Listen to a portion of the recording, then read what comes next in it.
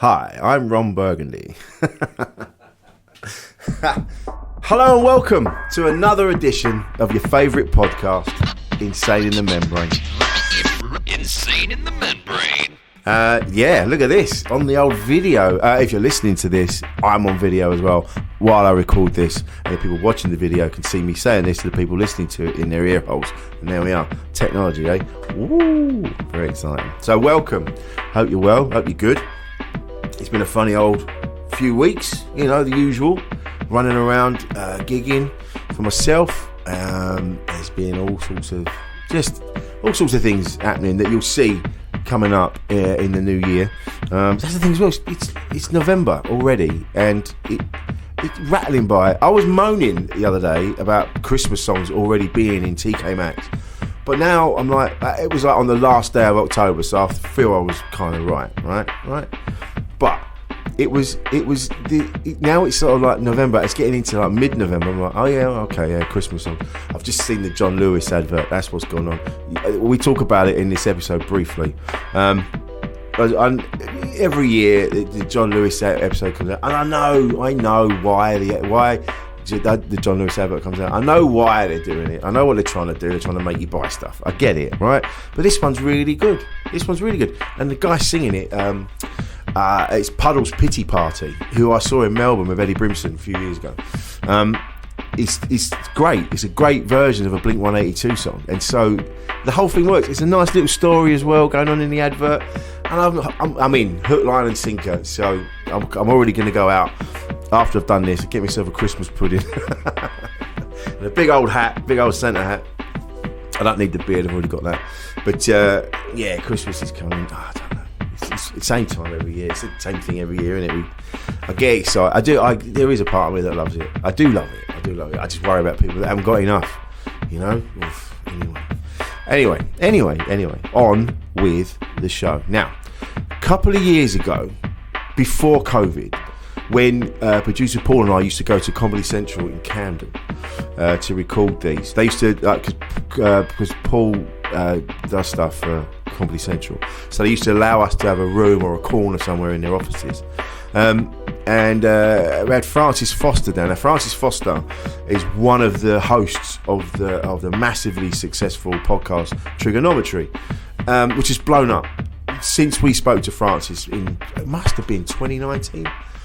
It's over 100 episodes ago, so go back through and have a listen, because it's a really good episode as well.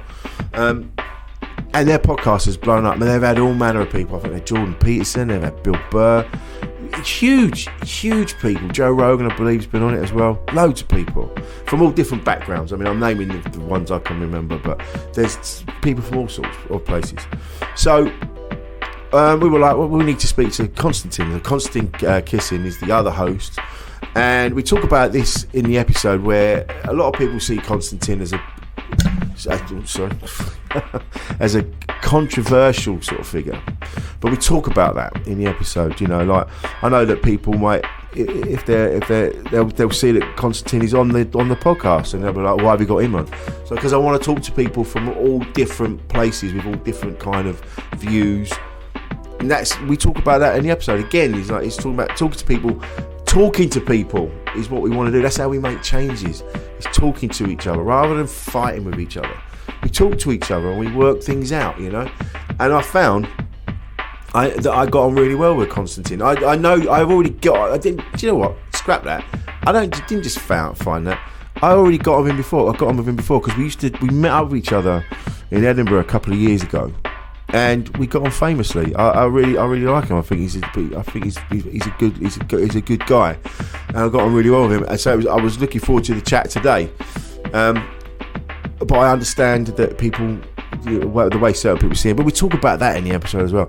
I don't see him that way. I think I enjoy talking to him. You know, so it was a joy to have him on.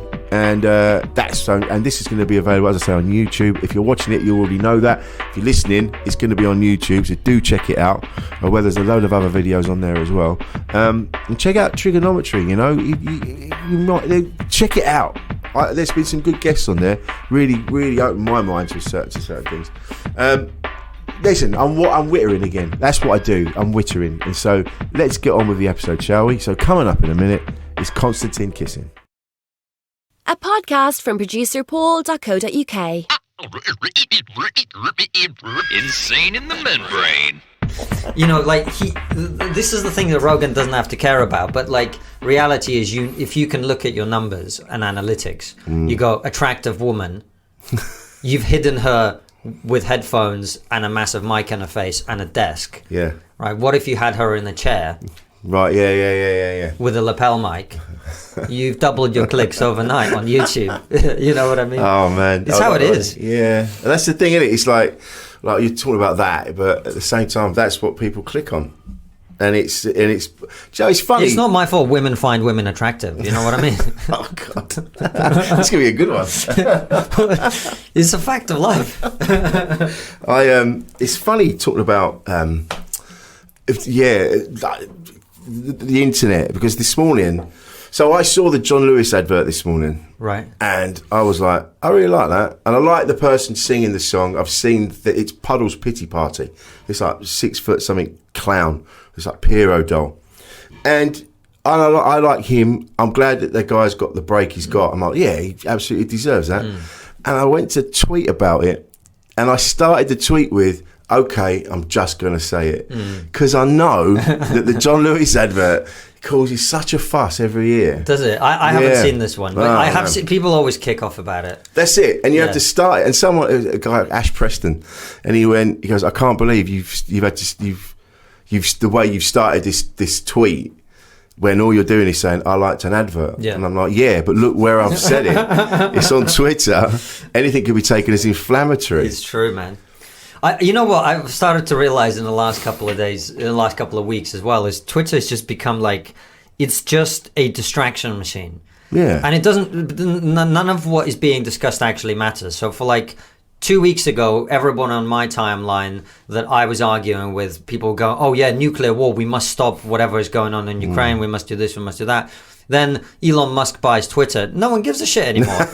Nuclear war is off the agenda. We just care about the future of blue ticks or whatever.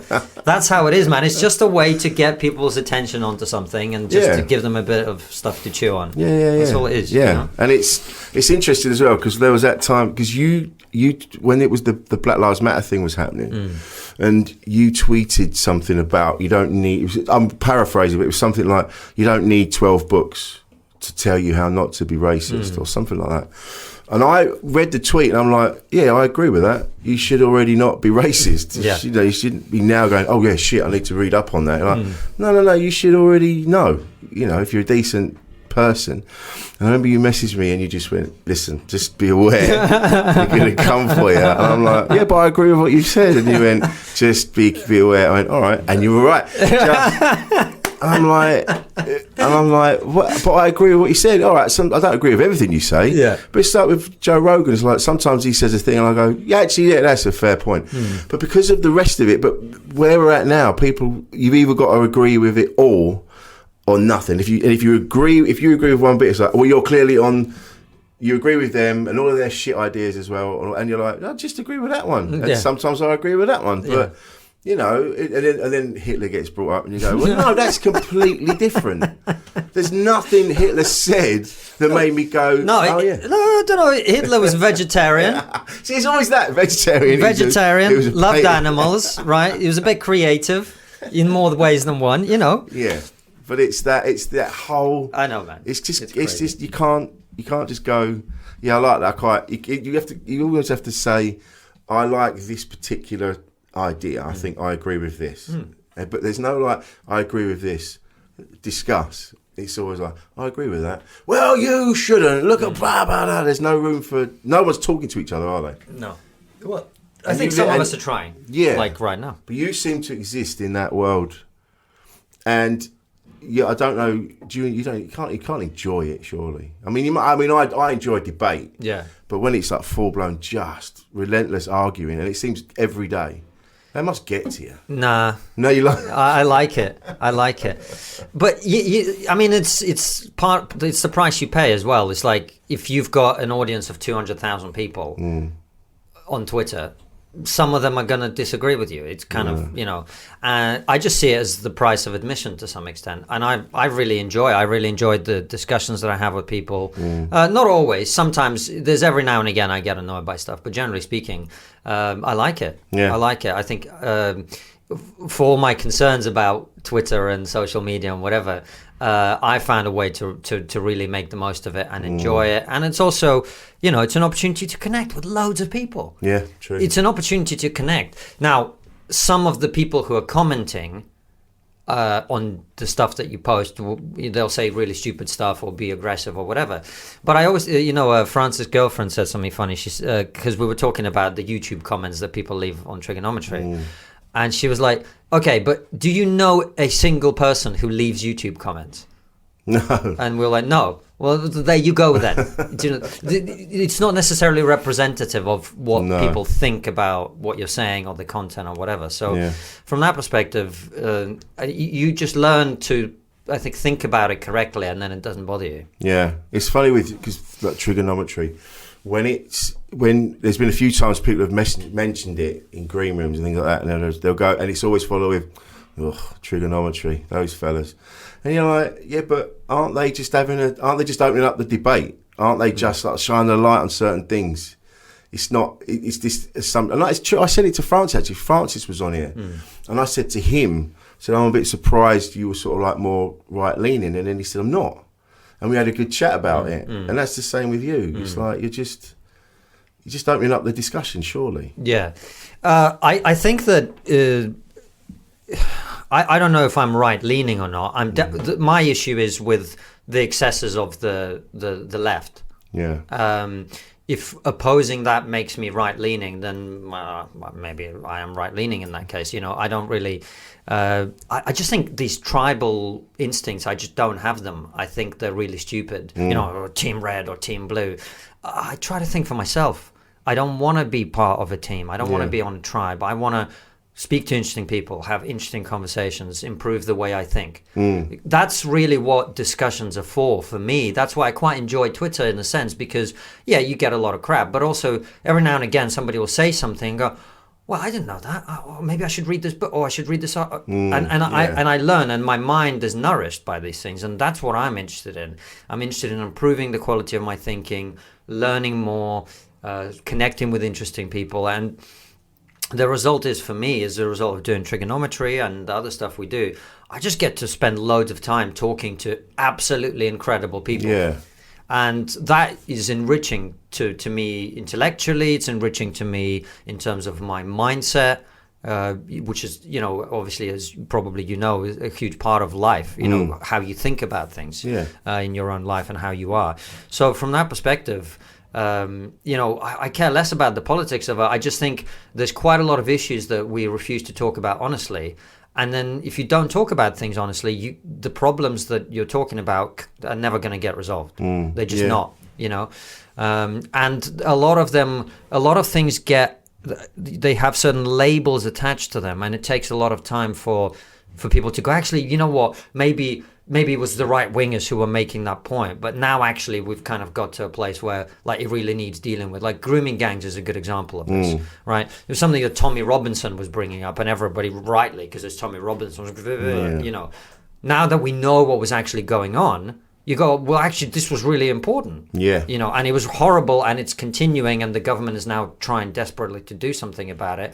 Which is what you're talking about, is little children being raped. Now, that seems to me like quite important. Yeah, it's up there, isn't it? You know, do you know what I mean? Yeah, absolutely. And so that's the shutting down of conversations because of who is saying it. Because it was the wrong person, is, to me, very troublesome. You don't get to good places by doing things that way, I don't think. But as you say, it's a tricky one when it's someone like Tommy Robinson, who's so awful and was ripping off everybody anyway. Like he was using his platform to just take money from everybody. But that's why it shouldn't be Tommy Robinson talking about it, right? It should be sensible people having that discussion in a more sensible way. Instead, if you don't talk about it, then you get the Tommy Robinsons. Yeah, true. And they're not going to come in and be nuanced about it. They're going to come in and go, this is all Muslims, or this is all Pakistanis, or whatever. And then you haven't had the conversation that you actually need to have, which is small subset of people doing terrible things needs to be tackled right away. Yeah, that's it, exactly that. But that's it. This is why we do this, you know. And I've had people on before, and I've had messages from people going, "Oh, dude, you've got to check this guy out first." And I'm like, hey, what? I need to talk to everybody. You know, we can't. If the way what happens is like you say, like the left only talk to the left, and the right only talk to the right, and everyone winds each other up. But if we actually just turn and face each other and go, all right, let's see. And it's always the far left. It's always the far right. Yeah. There's people sort of and even to call yourself a centrist, people go, yeah, but you might as well call yourself right wing. You go, no, I'm just understanding of where everyone's coming from, because at the end of the day, the planet's about to dissolve anyway. So let's sort this out, shall we? It's fucking nuts, man. Yeah. You know, this is it. Certain human beings have always manipulated everything anyway for their own gain, which always muddies the waters. I think a big part of it is the tribalism that we talked about a few minutes ago, because it's this is how we evolved. You're not going to stop people being tribal. We evolved to be tribal. But at an individual level, you can try to transcend that at certain points. I really am working very hard with myself to not allow myself to fall into this tribalism. In my book, there's quite a lot of left-wing ideas in my book, because I think the left has some good points. And there'll be some things that people think are right-wing, because the right also has some good points. It's just how it is. I think the most important thing for me is to really get clear about what do I think, and why do I think it? Because we all we inherit, just like, if you want to talk about mental health, we inherit these ways of being from family, society, parents, siblings, school, and we learn things, and then we just assume that's the way it should be. Well, it's really, whether it's mental health or political views or whatever, you want to unpack a little bit. It's like, why do I think this? Why am I behaving this? Why have I got this response? And that to me is the journey of a human being, is to work out, who actually are you? And that's when you become powerful in the world, and we've got to a place in society where the word power is associated with bad things, because we've confused power with tyranny. Power means abuse, power means taking advantage, but that's not what power is. Power can be a tool for good, right? Power is, you want to be powerful to protect your family, you want to be powerful to create a business. That requires power, right?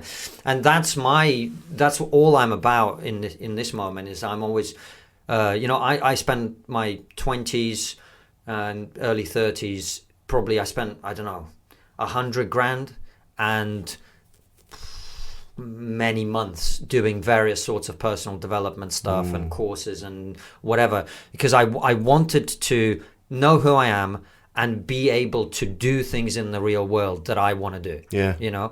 And that's my focus, both in terms of practical, like behavior, how do I run trigonometry with Francis, whatever, but also intellectually. Who am I? What do I believe? Why do I believe it?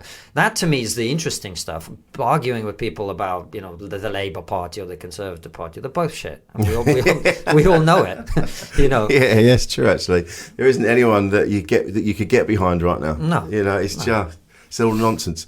But it's true what you say about unpacking all that stuff, because I know, because there's sometimes I'm a bit more aware of it now. But when I was growing up, and you'd see someone, or you'd be somewhere, and you'd have certain thoughts, and you go, "Why am I thinking that?" I don't. You go, it's because when I was growing up, that was the norm, and that was what people were saying around me. The grown-ups were saying it, and so now you go, and so you have to have that whole fight in your head, going, "No, that's not the reason. That's not why this is shit. It's shit because of some other reason or whatever." And you're unpacking it all the time, and but some people aren't even doing that. No. They're where they got to a certain point, and then that's it. But it's much more comfortable. Yeah. That's a much more comfortable way of being. There was a point in my probably early 20s when I thought comfort was the goal. Being comfortable, just being okay. And it makes sense, because my childhood and early adult years were challenging. There was a lot of change, and things weren't very stable. And I went from being like the son of a super rich Russian mini oligarch to like sleeping in a park in Edinburgh. Wow. And not having a job, and I was very successful at school. I got good grades, blah blah blah. I go to a good university, and then my parents can't afford to pay for me to continue. Right. So instead of carrying on and getting a good degree, I suddenly have to fend for myself. I don't have a degree, which I always thought I did. I have to get all kinds of jobs and whatever. So that was a challenge. And I think my initial response to that was to look for comfort. Yeah. But then when I first discovered personal development, I was like, it was Francis calls being on stage like the joke coke. It's addictive. For me, that thing of like, oh wow, you can be free of certain things that you've been holding on to, and you can think about what you want to build or create in the world. It was like, I want more of this, and so from that moment on, I'm always looking, I'm always thinking, how do I improve my mindset? Who can I find that inspires me? Who can I find that fills in gaps in my way of being or thinking or whatever? And so whenever I meet people, that's my part of my focus. Part of it obviously connect and whatever, but a big part of it is like, what can I learn? What can I learn from you to improve me so I can be better at doing the things that I want to achieve? To me, that's really important, and that's kind of where a lot of I have a weird relationship, I suppose, with mental health, quote unquote, because on the one hand, I think personal development is super important. On the other hand, I think we've got to a place where we're confusing things a little bit. So mental health is kind of a way of like bringing mental illness into the same place as, being good at stuff or being able to manage, and like I remember when I was a student, I was 18, I would go into a bar and I would start sweating even at the idea of trying to order a drink. Yes. I had that anxiety.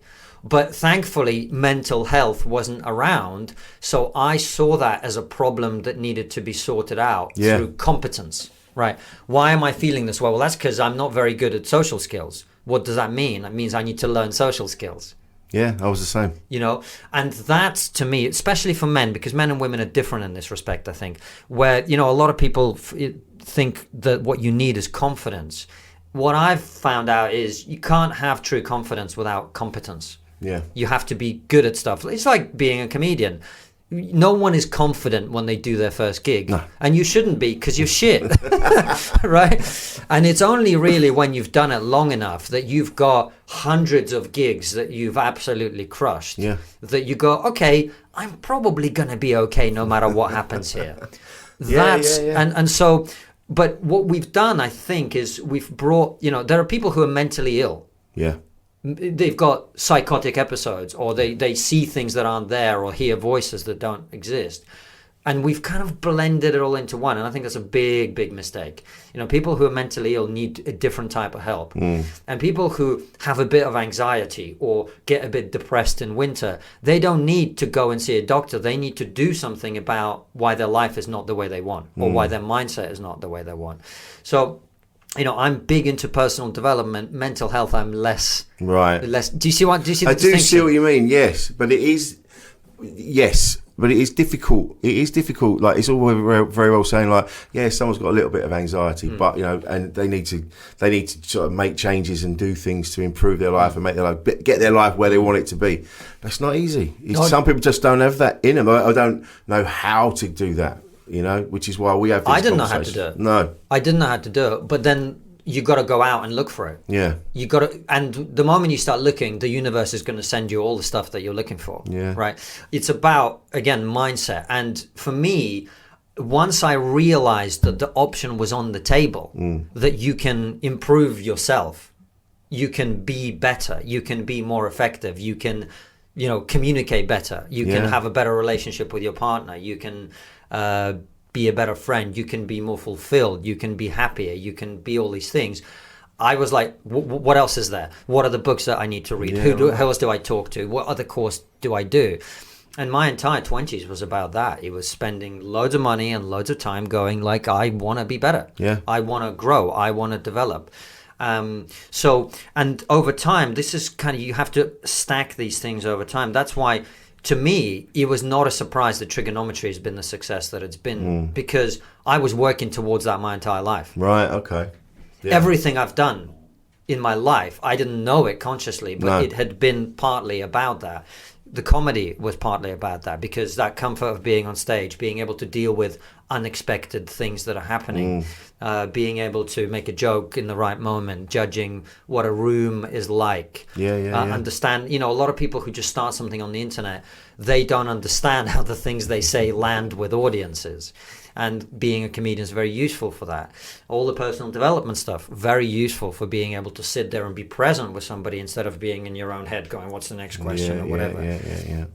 All of that. And that's what I think is really, really important, is constantly thinking about, how do I improve? How do I grow? And the more success I have, the more I think about that, because I'm just like, I want to be great. I want to be great at this thing that I'm doing.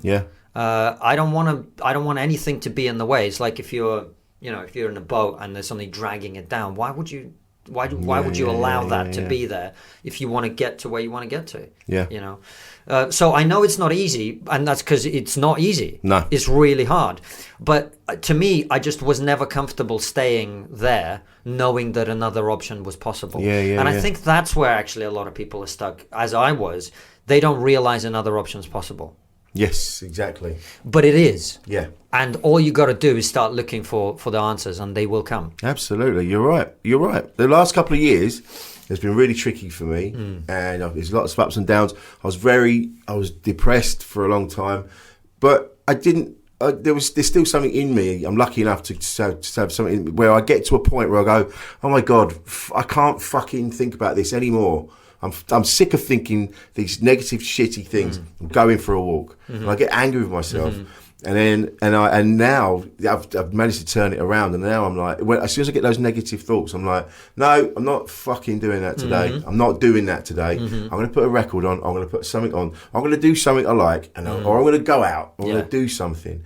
So I don't allow it to happen now. And now I'm putting out positivity into the world. Yes. Things have changed. Yes. There's more people that are messaging me about stuff. Because I'm sort of radiating a more positive vibe, man. And I know that sounds wishy-washy. It doesn't sound wishy-washy to me, because it's 100% true.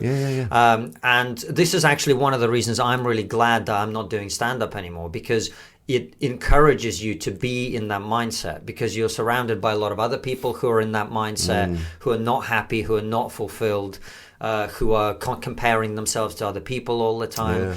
And when you're surrounded by that, it doesn't matter how strong-minded you are. It's hard to maintain that positive vibe. But as you say, I know how to give myself depression in a week. I can give myself really bad depression in a week. Stay in.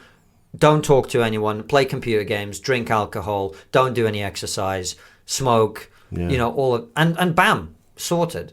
So that means also I know how to not give myself depression, or if I'm starting to feel like winter's coming. Oh, God, and the mood is starting to dip, I know what to do. I need to go to the sauna a bit more. I need to go and play basketball. I need to speak with friends. I need to make sure that I'm meeting people who excite me. Go and do something. Doing a podcast like this is fun. Meeting an old friend who I know from the circuit, having a conversation. And it's about taking control of your life, right? Yes. And so that doesn't mean to say some people aren't clinically depressed and need proper help. Of course they do. But for most people, most of the time, their problems are a consequences of their own behavior. They're not a consequence of life is just this way. There's always something that you can do to improve. And that's why I just think until you've exhausted all those options, and most people haven't. I don't want to put myself in I'm really mentally, I've got bad mental. No, I haven't. I'm just being a dick for a bit. You know what I mean? I haven't done the things that I need to do. Yes. That's how I think about it. I'm the same, man. I'm the same. Just changing your diet as well. Massive. If you're eating shit food, you're going to feel shit. Yeah. So just little things like have an apple. And I know that, again, it sounds so simple. But that's it. Just have an apple.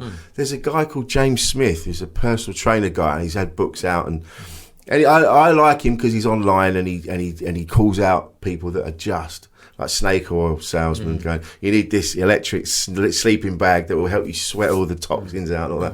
And I love the fact that he calls those people cunts and things like that. And just a simple thing when he goes dieting, he goes, it's just about calorie intake. If you eat fewer calories, you'll lose weight. And it doesn't matter what you eat, but he goes, you can have a donut for every meal, but you're not going to feel well. No. He said, but if you can do all these things, but you just got to just change little bits, Yeah. and it makes such a difference. I think, and this is, I think, is true of everybody, but for men especially, there is nothing better for your mental health than taking charge of your life. Yeah, and it can. That's why, I know Jordan Peterson is kind of controversial and blah blah blah, but actually, like, the first bit of advice he gives you, which is clean your room. Yeah. The reason it works is it forces you to start taking charge of your life in a small way, and any area that you are struggling with is probably an area that you haven't taken charge of. You haven't gone, what's the problem? What's the problem? Honestly, what is actually the problem here? Problem is blah, blah, blah. What can I do? Well, I can do this, this, and this. Let's do that. Or maybe sometimes it's like, well, I can't do anything, so I got to accept that this is how it is. That's also part of it. But that to me is, I refuse to be, at the mercy of these things, And my wife and I, we used to go to, before I did stand-up, so I could go away for a month. Like I was a translator, so I was location independent, and we'd spend at least a month in somewhere in like Sicily or to try and get some sun, because I used to get really depressed in winter. Right. And I've realized since that it's just a solution, but a better solution is to fill your life with stuff that you enjoy. Yeah. When you're here. And then it's less of an issue. Yeah. It's just little things like make the phone call about the bills that you owe money about, or the thing you've been putting off raising. And I say that as someone who's been doing that recently. We all do. Yeah, I can't face that. I'll do tomorrow. Yeah. Tomorrow is the day. Yeah. And then somebody. And invariably what happens, Rich, as you know, is when you actually do the thing, it's not even half as bad as you thought it was going to be.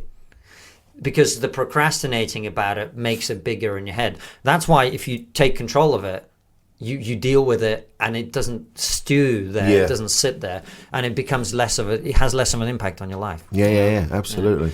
Man, it's just exactly those little things, those little changes. But again, Jordan Peterson, like, I know he does get slagged off, and there's a couple of things he said, and I went, oh yeah, I agree with that, but I don't agree with all of it, and sometimes I'm like, all right mate, chill out. But that's the same with everybody. That's the same with me. Like, I made some comment, I was on Twitter the other day, and I said, moaning about Twitter on Twitter seems a bit like moaning about vandalism on the very wall you're having a piss against. Yeah.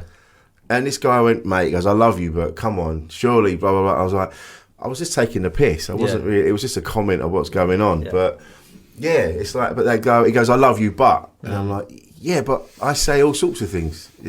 People do. Yeah. And just take a step back a minute, and just, you can't, it's that again, like I said at the beginning, it's everything or nothing, Oh, you liked a Jordan Peterson quote, well, you must be a complete cunt. And you go, well, no. I just like what he said. Just like what he just said then. Yeah.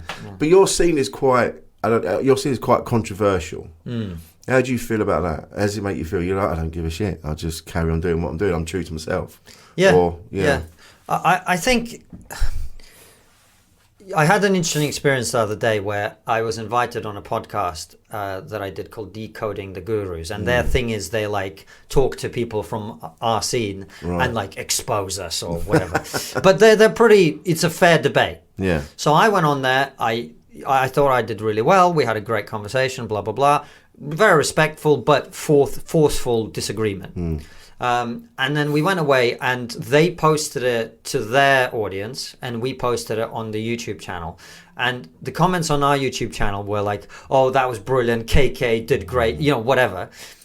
The comments on their Twitter post were like, who is this idiot? This is what a 14-year-old libertarian, like all of this stuff. And so when people say I'm controversial, I just think they're not really talking to me or about me. I'm content. Yeah. I'm just content, and the way I think about it is I'm a huge basketball fan, and there's a player in the NBA who's become huge in the last many years now called Steph Curry. Right. And every basketball fan kid now has his jersey and his sneakers and whatever, and they love him. And he single-handedly transformed the game of basketball because he was able to shoot and score from a different position to everybody else, from much further. It's like the equivalent of, like, imagine if there was a football player who could score goals from the halfway line consistently. It would change the game. It would change how people defend and everything. And he's hugely successful. He's won loads of titles. And I fucking hate the prick. Because he changed the game in a way that I don't like. Oh, I see. Right. Okay. He's a great guy. He's a family man. He's a great guy. I just don't like this thing that he's done to the game, because it used to be different when I was growing up. And Michael Jordan, it was a different game. You know, you wouldn't be doing things like Steph Curry's doing. Yeah. That's why I don't like him. Right. Now, is that fair? Is that reasonable? No, of course not. But that's how people are. I'm just content. So some people think I'm controversial. Some people think I'm great. Some people think I'm evil. Whatever is great. The thing for me is I'm just trying to be true to me. Right. And speak to people that interest me and have conversations that interest me. And I'll just as happily sit down with you as I'll sit down with someone who's got very different opinions.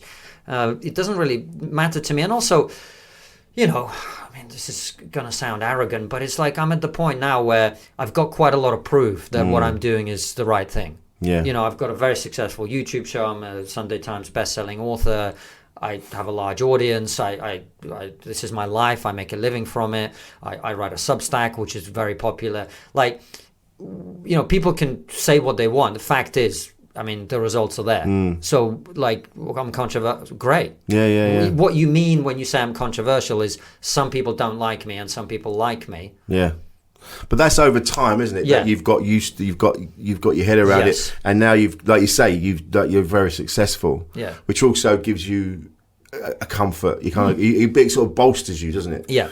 But when you first started out, that must have been difficult. It was. Yeah. It was, and that's because. We probably would have been friends on Facebook ages ago before I became in any way publicly known or anything. I was always having the discussions on my Facebook. Well, we did. We had discussed in the loft in Edinburgh. Yeah. So I was always interested in this stuff, and I was always chat to people. So in some ways, I've always been controversial. It's just now the platform's bigger. Whereas in the past, it'd be me and you sitting having a drink in the performers bar in Edinburgh. Now I'm talking to lots of people. And that's the only thing that's changed. So I've just tried to be consistent with what I believe. But initially, of course, it's difficult, particularly when, you know, as you know, when you're on the comedy circuit and there's a very one-dimensional way of looking at things sometimes. And these are the people who have power over your career. Yeah. That was hard. And also, you know, you get a lot of people making assumptions about your motivations, why you do what you do, or you're just saying this to blah, blah. I was going to say, do you feel sometimes you're saying stuff just to get a reaction? That's what people think, but I'm not doing that at all. No. I've never done that. It's never been the case for me. I'm always trying to communicate what I'm thinking about, why I'm thinking about it, what I think people might be missing. You know, can I add something here? You know, particularly with my background, you know, coming from another country, I have an outsider's perspective. That was always the foundation of my comedy as well. It's hey, I'm from Russia. Here's some funny things about Britain. Well, the same is true of my political commentary. It's like I've had certain experiences that you haven't had. And as someone who was born in the Soviet Union, you know, the idea that free speech is being eroded is kind of a, you know, that's quite a big deal. And maybe to people in the comedy industry who were born 20 years ago, never grew up in a country where they didn't have free speech, that they associate the idea of free speech with other things. But to me, it's just the bedrock of Western society. Yeah. And that's a difference that I think some people don't understand. And that's why I try to get that out there. So it's difficult when the industry in which you work sort of resents and rejects you. But then, as I say, I think over time you learn that, you know, I'll be honest with you, I like a lot of people that I spent time with when I was a comedian, you yourself included, but a lot of the time I didn't really feel like this is my crowd. Right. That these are the people with whom I want to spend my days. Like after a gig, I'd be quite keen to get home usually. Yeah. I didn't want to hang around until midnight having drinks and chatting usually with most people. So it was never really exactly my vibe anyway. So moving out of that, it was probably always going to happen. And yeah, look, it was difficult, particularly when I turned down that contract, which became a big story. Yeah. And I got a lot of people making a lot of assumptions. I thought I was very idealistic and naive, because I was like, I'm taking one for team comedy here. Like, well, surely all comedians believe that, we should be able to make jokes about different things. And then to see quite a lot of people in the comedy industry, at least outwardly, pretend that I was doing it for attention or because I was some evil guy or whatever. That I found that difficult, because I was like, that's not what I'm doing. No. And you probably know that. Then I realized a lot of it would have been just jealousy. Right. Because we're all, when you're a comedian, you're trying so hard, and you're spending so much time working on your craft, and you're driving, as we were talking about before we started the podcast, you drive for 5 hours to Huntingdon-on-Sea and perform to 30 people, and that's your life, and you're good. Most of the comedians you meet on the comedies, they're great. They're good at comedy. They know how to make people laugh. They work hard at their craft. And yet your fate is not within your control to a large extent. Not at all. It depends on gatekeepers, and are you the flavor of the month that people are looking for? If you've got the right skin color, you're the right shape and size, and if you've got the right genitals and whatever. So there's a lot of that kind of like frustration among comedians. And so when they see someone else getting attention, it's painful, and I didn't see it quite like that at the time, because you were being attacked by your colleagues, supposedly. But over time, I kind of realized that was what was happening. And, look, a lot of stuff that happens is difficult to process, but necessary for growth. And I couldn't do what I do now if that hadn't happened. Right, okay. Because it that's how I developed a confidence that, you know what, if I'm doing what I believe is the right thing, and people are attacking me, well, maybe that's just what happens to people who do the right thing sometimes. Yeah. And if you look throughout history, quite a lot of people that we now look up to and respect were people who did things that were unpopular in the time that they existed in. Yeah. And I'm not going to name the names, because then people are going, he's comparing himself to Martin Luther King. I'm absolutely not doing that. But you know what I mean? It's like people who have the courage of their convictions to stand up and go, I think this is the right thing and I think this is the wrong thing. They usually get attacked. In one way or another. So that's just, par for the course. But there's this assumption that because you're questioning things, certain things, that you're anti certain people, which I don't think is the case. Having spoken to you before, I don't think you're anti anybody. You're you just, like you say, you're the conversations, the reason you're having anti-pedos. Well, yeah. I mean, I go, yeah, but no, I mean, there's something. No, yeah. No, you're right. Well, then, even that. I mean, you can't. No one wants to be a paedophile, but you can't help what's gone on. You can help how you react to those feelings, and that's the point. But that's this. I said to this, excusing paedophilia. I said to this once. This is a pro-nonce podcast. It's not. It's pro people, but it's a tricky one. But this is how they twist things, right? This is what I'm saying. Yeah, I know exactly what you mean. But so you were saying that I'm not against certain things. Yeah. Or certain but you people. see, because having spoken to you before, speaking to you now, the reason you're having these discussions is you want things to improve for everybody. It's not, you're not trying to cause fights and put anyone down for any, just because of their sexuality or their gender or anything like that. You're just trying to have a discussion. It seems to me anyway. Well, I don't think I've ever put anyone down because of their gender or anything like that. I would say that there are issues where different values come into conflict and different people's rights come into conflict. So, for example, one of the most controversial issues of our time is the issue of transgenderism. And as someone who employs two people with gender dysphoria, I understand that side of it, but I also think not enough people, particularly on the comedy side of the sort of left-leaning progressive side of things, understand what's actually been happening. I mean, the Tavistock Clinic in this country, where a lot of these surgeries were being done, has now been shut down pending investigations. Oh, wow. Because children were being encouraged to transition when that was not the right thing for them. Right. And you now have thousands of people in this country and in America suing these people for basically chopping their breasts off. Wow. Now, that seems to me, for all the compassion you might want to have for people who suffer from gender dysphoria and whatever, quite an important thing where you're going, well, this is about child safety, right? And then you've got people like Karen White, which is a male-bodied person going into a female prison and raping people, that seems to me quite important, right? So, but that's the thing, isn't it? It's that example that then they say that's the reason that trans people are then vilified and made to look like, oh, they're animals. And it's like, that one person did that one thing. Yeah. And now we're like, oh, yeah, but. And it's like, yeah, but with everything, someone's going to be a prick somewhere in anything you do. But this isn't about someone being a prick. This is about should a person with a penis be in a female prison, right? Yeah. So it's not about a person being a prick. It's about should people who are capable of raping other people be with the potential victims in a single space?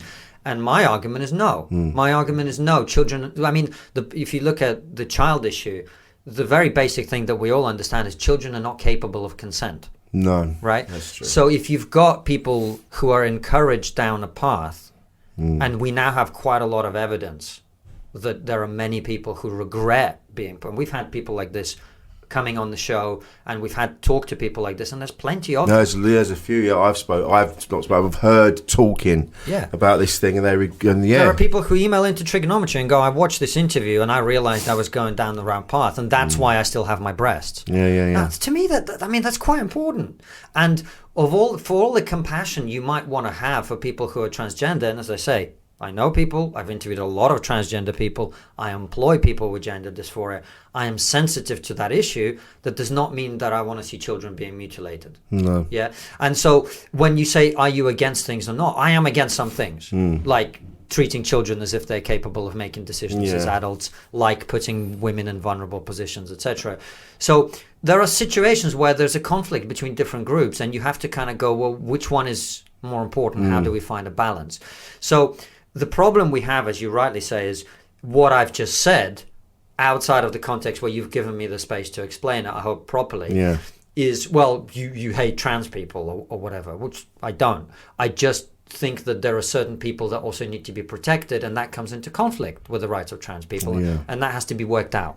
Yeah, definitely. I think when it comes to the children, and having listened to some of their stories, and you're like, absolutely, because it's such an extreme thing that is going to happen to them, and irreversible as well. That's the thing. So that's why it really needs to have the conversation. But as soon as you start having that conversation, as you've just said, you're immediately seen as a TERF or a transphobe. You're like, no, I'm not.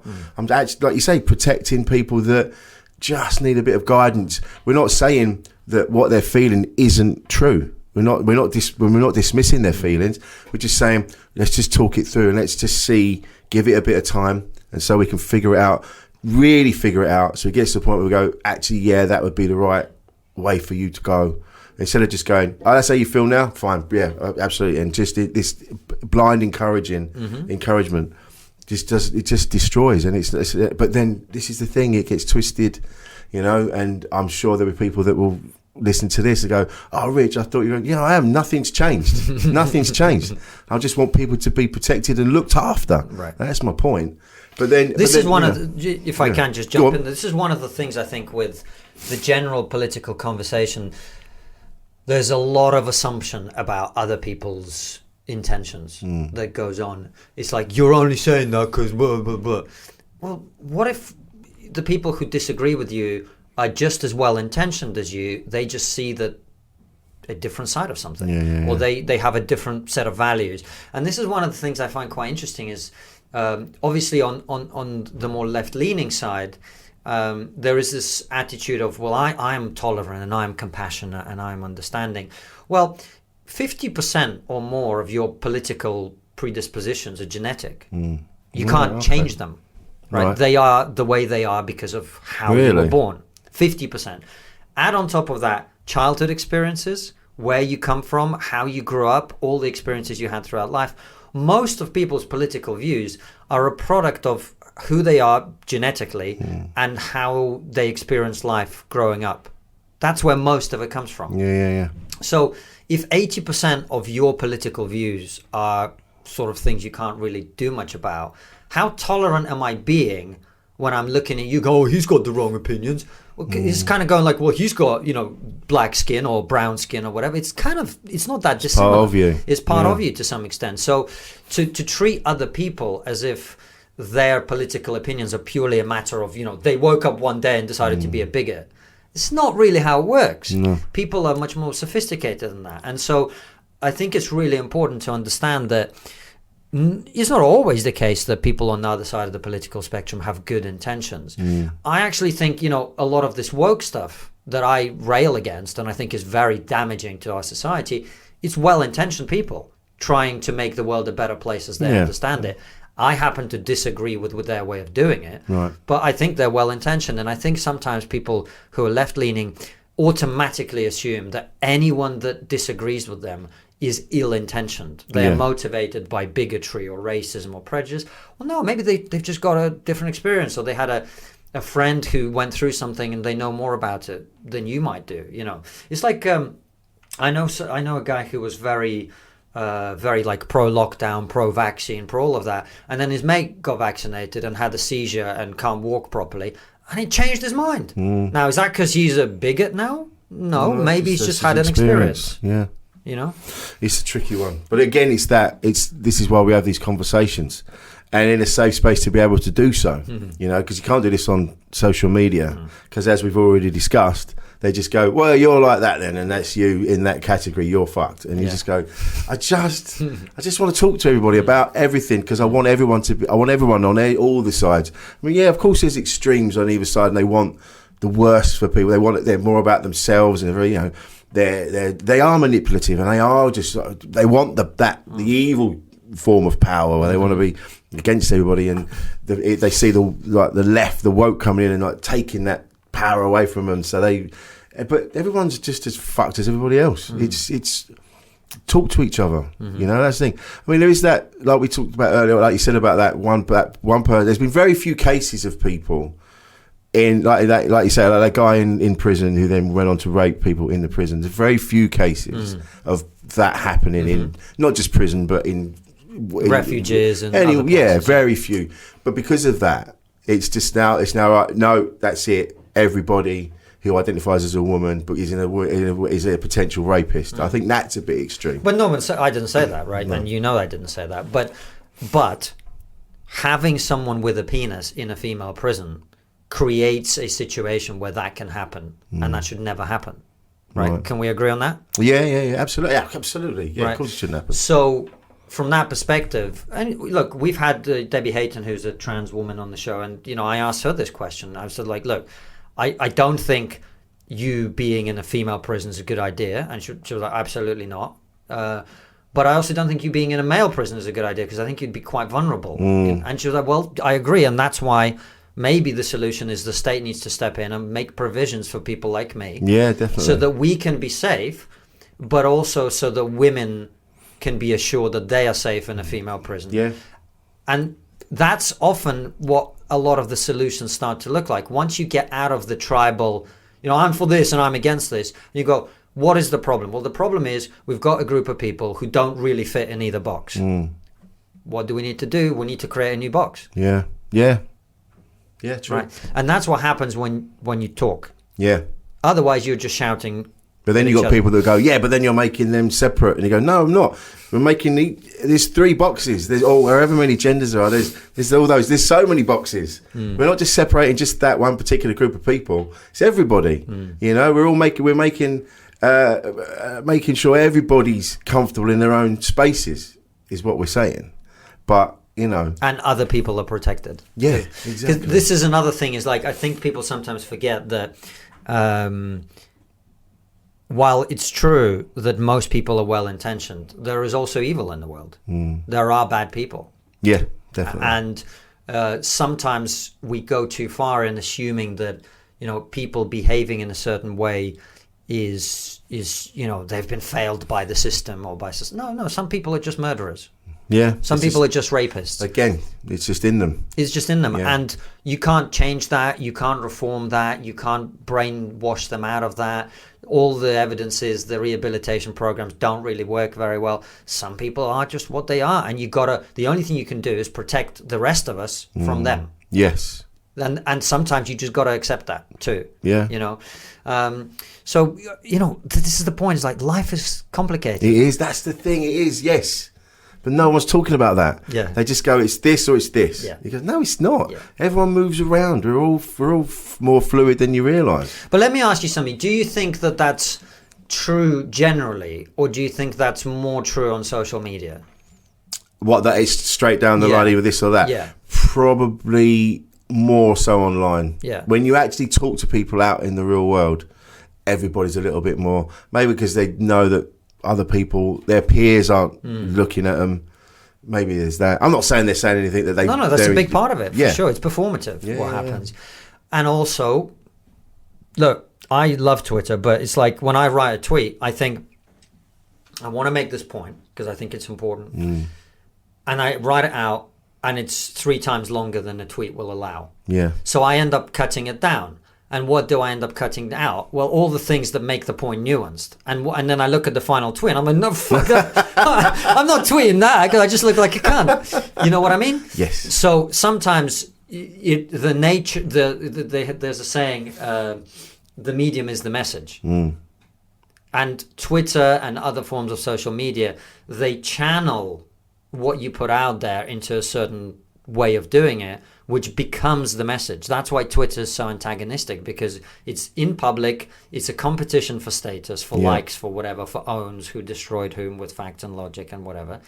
And it's just in the nature of it to do that. But I think most people probably aren't like that. No. Because most people aren't on Twitter. That's true. There's that as well. Yeah. It's like 15% or something. Yeah. It's ridiculous. Yeah. But let's go back a little bit. You mentioned earlier that you came from extreme wealth and then you ended up homeless. Yeah. That must have been... How do you deal with Awful. it? I panic, but I've still got it in me. For some reason, I feel I'm going to be homeless at some point.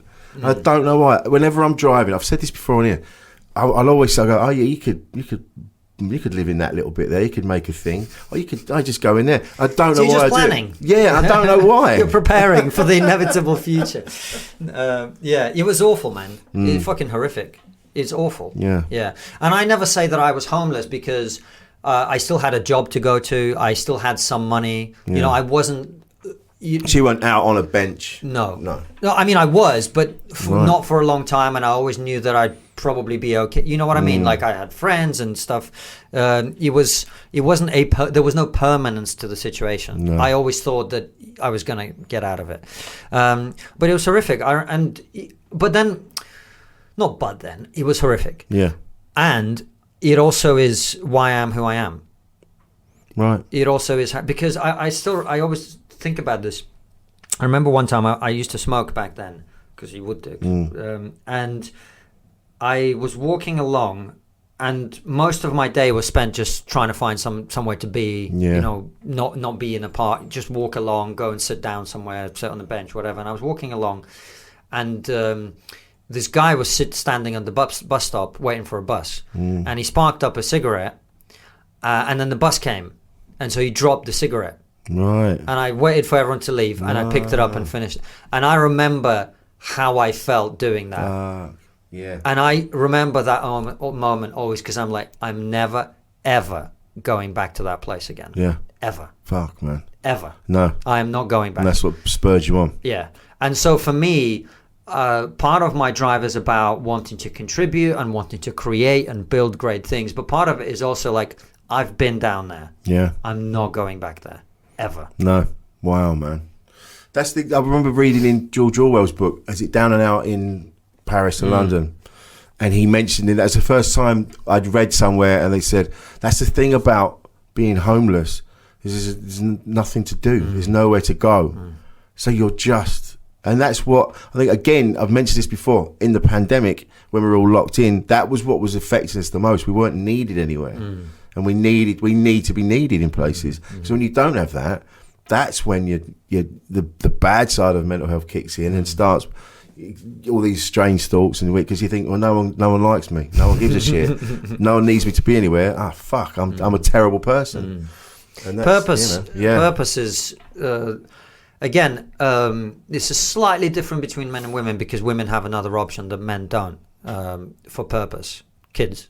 Right, As I've- but not all women though, because some women. I didn't say that. See, this is why we've got the filters on now. We're trying to appease everybody. Of course not. Of course, it's not all women, but most women have that option. And as I found with my wife, who was very career focused before, we had a baby 6 months ago. Couldn't give a shit about her career right now, mate. Yeah, just enjoying that. So, but for men especially, purpose is so important. And purpose, again, is the answer to a lot of people's mental health issues. Is like, once you've got something you love doing and you're doing it and you're having even incremental, I'm not talking about, being, the most successful person in the world at it, just feeling like you're making progress. And this is your thing and this is what you're on the planet to do. It's hard to kind of feel depressed when you've got that. You know what I mean? Because it's so fulfilling. Yeah, that's true. It's like I mean, I have moments with gigs where I'm driving, I'm 5 hours in the car, 20 minutes on stage, and I'm straight back in the car, 5 hours back. I'm like, I've just been all the way to like North Yorkshire or wherever, and I've done 20 minutes and I'm back and go, I can't do this forever. Yeah. But then you kind of, you go, well, I look at the job I have that has allowed me the space that I can drive that far, do that little bit of work. While I'm in the car, I'm thinking about the work. Driving back, I'm thinking about the work because I have the luxury of that time and that space. And you do this, and you talk to different people about things that interest you. Yeah, that's very fulfilling. Very fulfilling. Yeah. And to me, I think, coming back to the conversation we were having about mental health, most mental health, what we now call mental health, is a natural response to not living the life that you want to be living.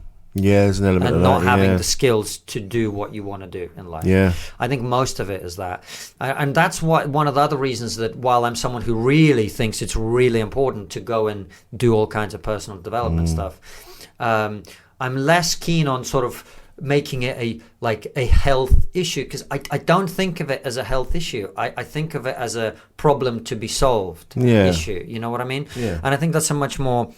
It's a way that is much more likely to lead you to the solutions that you're looking for than simply treating it as a thing you need to take tablets for or whatever. You know, I think tablets is the extreme. Because speaking as someone who does, fear and anxiety does get in the way, but it's not. It can be debilitating, but only because it's the unknown, and I understand that now. So that's why I go, you're just nervous about it because it's a new thing, and you've done so many new things now in your 50 years on the planet that you know that what will happen is you're worried about it now, but then you'll go and do it, and then you'll get good at it, and then you won't feel bad about it anymore. But it's overcoming that initial fear. It's taken me all this time to get to that point. Yeah. But you have to get over it. I'm not saying pull your socks up, be a man. It's not about pulling your socks up. It's about learning how to. What you're describing there is nothing to do with manning up or pulling your socks up. What you're talking about is we all get given a brain, and each one of us has a different brain.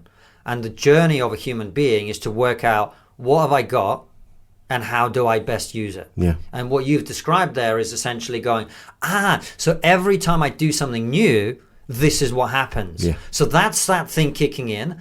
I've got a mechanism to get past that now. Yeah. Fantastic. And then you can go, and of course you're going to be, it's like, I'm sitting here having this conversation with you. I'm not in my head at all. No. 5 years ago, I would have got here an hour early and been like rehearsing and whatever, because it takes time, it takes practice. You get better at things, you get more comfortable at things, and that's why I think, the focus on how do you get better, how do you grow as a person, how do you improve your skill set, and your skill set isn't just the narrow thing that you're doing in your work, which is in your case comedy or podcasting or whatever. There's lots of other things that come with it. There's business skills, there's managing money skills, there's all these other things, and they make for a more complete person. And it's other stuff as well. Like, I'm not someone who's naturally that empathetic. But that's something I've really had to work on, because with Trigonometry now we have like a team of 8 people who need managing, and managing people means you have to understand what they're going through and whatever. So that's been a learning process for me, because I know I can't get to where I want to get to unless I'm running the team well. How does that feel though, knowing that you didn't have the empathy? How'd you find out? That's the thing. Because Well, if you don't know, you don't know. No, but you do know, because you're not you. If you're not, it's not that I didn't have empathy, but I was not naturally empathetic. It's not my natural skill. What you end up doing is you end up saying things that are well-intentioned to people, but they sometimes don't hear it the way you intended, and then they're not happy, and that means you're not happy, and that means there's a conflict and things are not working. And so you go, well, I know I've done something here, and no matter what my intentions were, the result has not been what I wanted. Yeah. So that's not good. I don't want to be getting results that I don't want, right? So what do I need to do to get the results I want? Well, I'm maybe not naturally able to read people's cues as well as other people who spend their whole life being over empathetic and thinking too much about, you know, how someone's feeling, and that can be crippling too. But maybe I ask people a few more questions and go, well, is that okay with you? Or can we, you know, maybe the way when I ask someone to do something, it doesn't need to be like, Sophie, could you do this? It could be like, so if we've got this problem, what do you think would be the best way to fix it? Yeah. You know, it might be that. It might be going, you know, I know that, you know, this has been difficult. How are you feeling today? Or how's your life been? And building relationships with people where they can actually say to you how they feel without feeling like you might get upset. You know, one of the things I always say whenever I ask people who I respect for advice about what to do with my life or career or whatever, I always say, look, I'm obviously someone with a big ego. But whenever it comes to me asking for help or advice, I take that ego and I leave it outside the door. So you can say anything you want to me and I will not take any offense because I want to improve. You know, and if you build that kind of relationship with people, they feel more comfortable and go, actually, this doesn't work, you know, and then we can work it out. So I always think about, it's kind of like in sport, you know, and Bill Burr, when we had him on the show, he talked about this, and I've heard him talk about it previously. It's like, if you're a basketball player and you can only dribble with your right hand, that's a weakness. Right? So what do? Well, you try and learn to play with your left hand. So for me, someone who's naturally driven, who is a good leader, organizer, and whatever, there's always a temptation to sort of treat people as objects a little bit. Right, okay. To be like, well, we need to get this done. So piece A needs to move over here, and because that's how you get shit done. Right? But then you realize also over time, it's like, well, the pieces need to be feeling good about life and whatever. So, and then, you know, I remember talking to Francis and our producer Anton endlessly going, I am so dreading hiring people. Right. Because I know it's kind of probably going to end up my job to manage them, and I'm not ready. No. But then eventually it just came to a point where we had to hire someone, and then I had to be ready. I had to learn. And to me, you know, that's how you get better. That's how you grow. That's how you're able to do more. Learning things you're not good at. You know. Whatever that is. And so I'm kind of addicted to that. I'm addicted to going, what are the blind spots? What am I not? Because I know, this is like you were talking about how you learned to run your brain more effectively. I, from an early age, knew that I have an addictive personality. Right. I have been addicted to smoking, drinking, smoking weed, computer games, whatever. So why don't I just be addicted to stuff that's good for me? Yeah, of course. Yeah, channel it. Right. Yeah. There is never going to be a time when I'm not someone who gets addicted to stuff. That's just who I am. Yeah. It's surely nature. Part of the addiction, part of the charm, not the charm, part of the need is the fact that you know it's not good for you. Yeah. That's the reason you get into that sort of circular argument with yourself. I don't know. For me, it wasn't like that. For me, it's just like, if I addict myself to things that are good for me, the same energy just goes in a different direction. Yeah. And so being addicted to getting better, personal growth, expanding my horizons, expanding my skill set, that's what I'm addicted to now. You know, I have, it's fun, I have all the gaming equipment at home, the gaming mouse and the gaming chair and the powerful computer that I built and blah, blah, blah. Haven't touched it for a year, man. I don't have the time because, you know, I've got a job I'm addicted to that I love. I've got a family that I'm addicted to that I love. I've got a baby, all of this stuff. I don't have the time to be addicted to computer games, and they don't give me the same satisfaction as the stuff that I'm now addicted to. Yeah. You know, and if that were to change, I'd probably get back addicted to computer games because that's just how my brain works. So that's why I want to build a great life. Yeah. So I can be addicted to that. You know what I mean? Yeah, but I think that's what we're all trying to do, aren't we? Yeah. We are. I think at the end of the day, we are trying. I don't to think improve. that's what we're all trying to do. No. I think most of us. Do you not think so? No. No. Most people would rather be comfortable. Yeah, maybe. Most people don't want to be uncomfortable. That's true. Yes. And what I realized a long time ago is that's the choice. You either, you know how you're talking about doing new things and having that anxiety. Yeah. Either you get addicted to the high you feel afterwards, Yeah. or it's like exercise.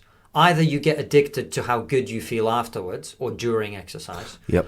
or you don't. Yeah. And then you just sit at home on the sofa eating chips. Yeah. Right? Yeah. And that is the choice. So I think actually, and this isn't a judgment, I'm not looking down on those people because No. that's how I used to be. Yes. Yes. Same. Yeah. Most people don't actually want to pay the cost of what it takes to grow. They don't make 'Cause the it's painful. effort. Yeah, the effort is.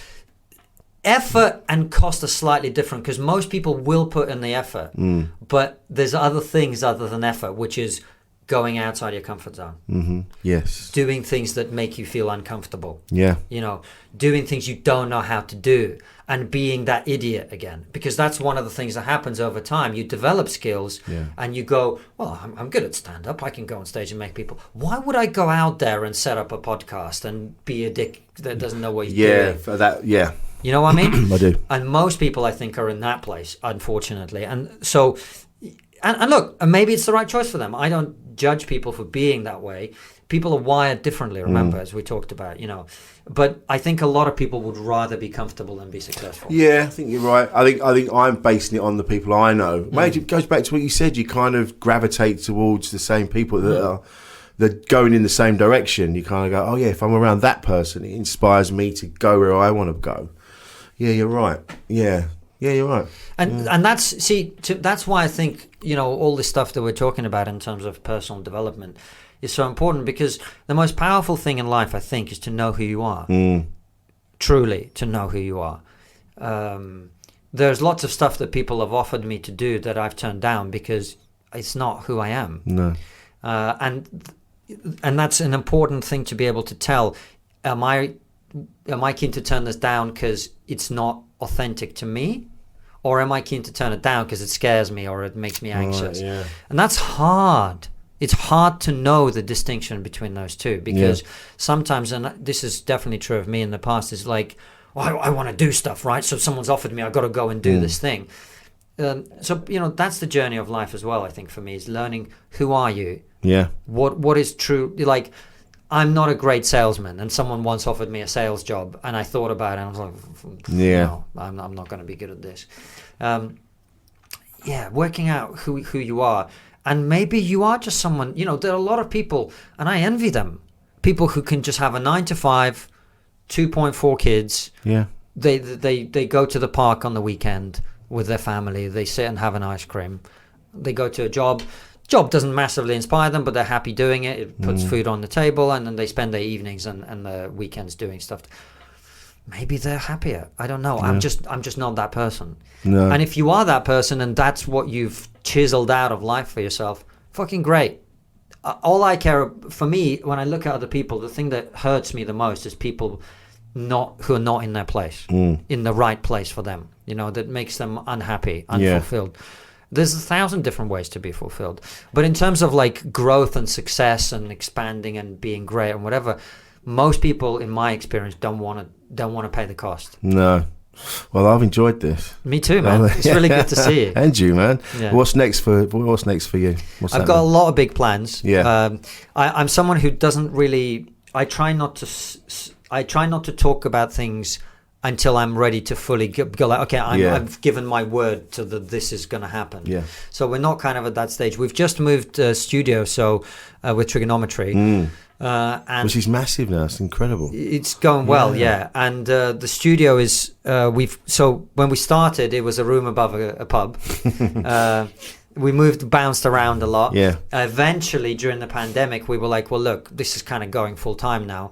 Let's rent a flat where Francis and our producer Anton are going to live. There'll be a sofa for me to crash on when I need to stay, and we'll use the living room as the studio. Yeah. We did that for a year, then we moved to a different place where we did the same thing for a year, and now we've actually moved into a commercial, like an office. It's a pretty big space, which we're building right as we speak into essentially like a small TV channel type of studio. So there's a dedicated set, there's a dedicated set for our live streams, there's a green room area, there's a workstation area. Our staff can come and work there when they need to. Yeah, right, man.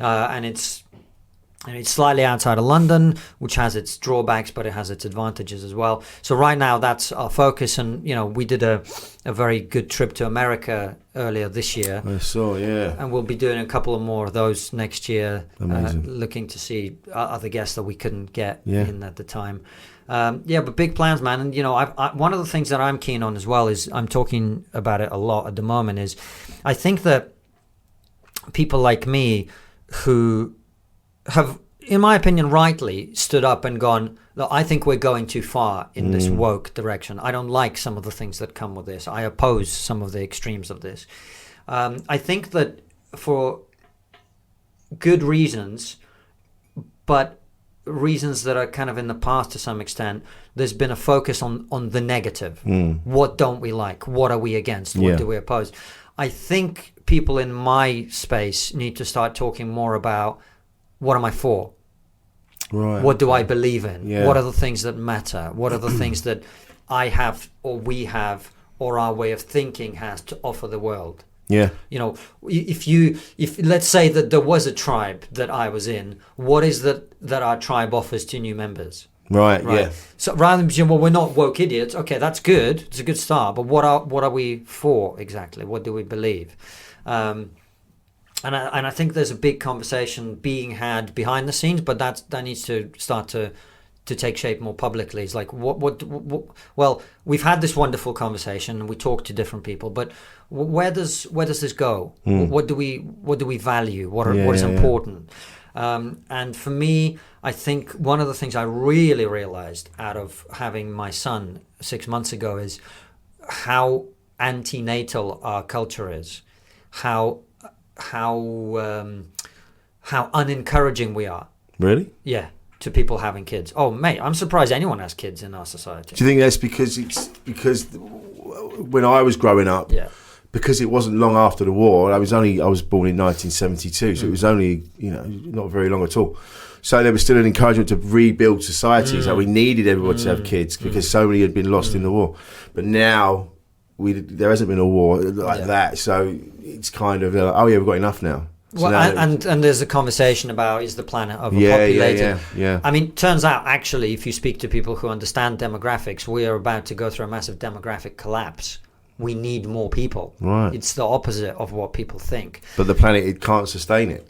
Oh, well, that isn't true, because what's going to happen is in many, many other countries, because of that way of looking at it, people stopped having kids 20, 30 years ago. Yeah. And now you're going to have a huge population of elderly people and not enough young people to pay their fucking pensions. Right. Yeah. Right. So the planet may well be able to sustain it. The question is, can we have enough people to pay for us to have a care home to live in? But my point is, more broadly, is I've become that parent that I used to hate. It's like going, it's the most fulfilling thing you ever. It is.